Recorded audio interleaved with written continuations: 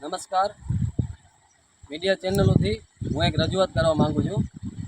2023થી બળદિયામાં સ્મશાનની બાજુમાં આવેલ ડેમમાં સતત 2023થી દૂષિત પાણી મલમૂત્રવાળું ઠાલવવામાં આવે છે. આજે જળ દિવસ છે, 22 માર્ચ. વિશ્વભરમાં પાણી માટેની જે ઉજવણી કરવામાં આવે છે, આજે પાણી શુદ્ધ થાય તેના માટે ચર્ચા કરવામાં આવે છે. તો બળદિયામાં આપણે કલેક્ટર કચેરીમાં, પછી જિલ્લા પંચાયતમાં, તાલુકા પંચાયતમાં તમામ જગ્યાએ રજૂઆત કરી ચૂક્યા છે. તમામ અધિકારીઓ અહીંયા નિરીક્ષણ પણ કરી ગયા છે કે આ વસ્તુ જે છે થાય છે એ ખરાબ થાય છે.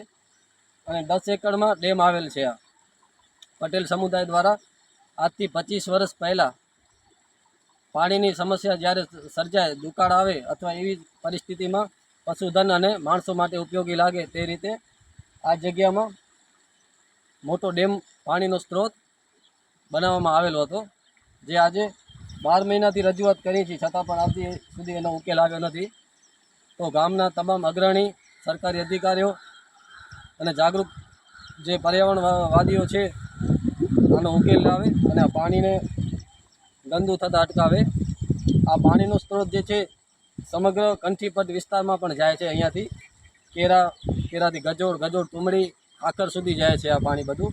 એટલે બધું પાણીને દૂષિત કરે છે આ જગ્યા. તો આ દૂષિત પાણી છે, મલમૂત્રવાળું પાણી છે. સમગ્ર ગામનું જે ગટરનું પાણી છે તેનું આમાં કનેક્શન દેવામાં આવ્યું છે. આ તાલુકા પંચાયતની યોજના હતી, ગટર યોજના, એમાંથી ફાળવેલ રૂપિયા છે. અને આખા ગામને આપણે પાપના ભાગીદાર બનાવવામાં આવ્યા છે. બધું મલમૂત્રવાળું પાણી એકઠું કરી અને આ શુદ્ધ પાણીને પણ દૂષિત કરવાનું એક કારસ્તાન છે.